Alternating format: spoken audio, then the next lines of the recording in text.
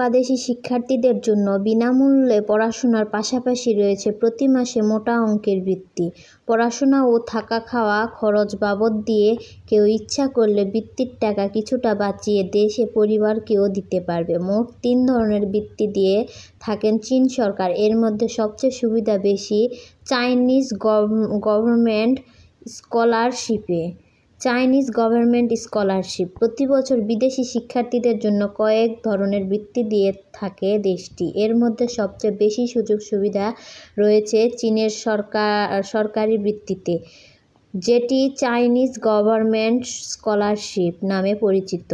চীন সরকার China scholarship কাউন্সিলের CSC মাধ্যমে এ বৃত্তি দিয়ে থাকে। CSC 3 ধরনের হয়ে থাকে, যা টাইপ A, টাইপ B ও টাইপ C নামে পরিচিত। সরকারি স্কলারশিপের মধ্যে প্রথমে আসে টাইপ A স্কলারশিপের নাম।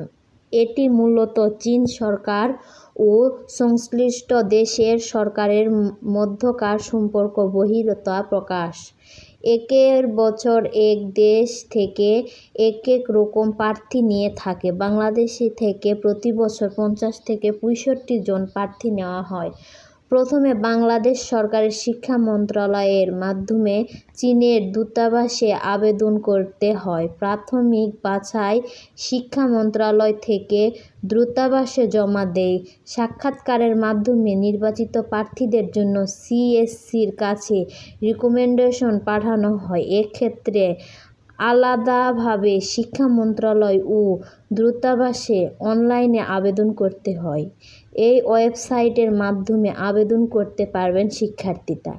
আবেদনের সময় সাধারণত নভেম্বর মাসে বাংলাদেশের শিক্ষা মন্ত্রণালয় ওয়েবসাইটে বিজ্ঞপ্তি প্রকাশ করে থাকে এবং নির্দিষ্ট তারিখের মধ্যে আবেদন করতে হয়। শিক্ষা মন্ত্রণালয়ের ওয়েবসাইট থেকে আবেদন সংক্রান্ত যাবতীয় তথ্য জানা যাবে। ইতিমধ্যে এই বৃত্তির আবেদন শুরু হয়েছে। 31 ডিসেম্বর পর্যন্ত আবেদন করা যাবে। আবেদন সম্পর্কে আরও বিস্তারিত জানা যাবে এই লিঙ্কে।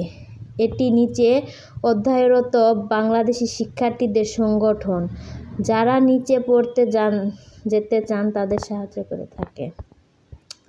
আবেদন ফি মওকুফ, টিউশন ফি মওকুফ, আবাসন ফি মওকুফ, স্বাস্থ্য বীমা রয়েছে। প্রথমবার চীনে যেতে ও পড়াশোনা শেষ করে ফেরত আসার সময়কাল বিমান টিকিটও দেবে।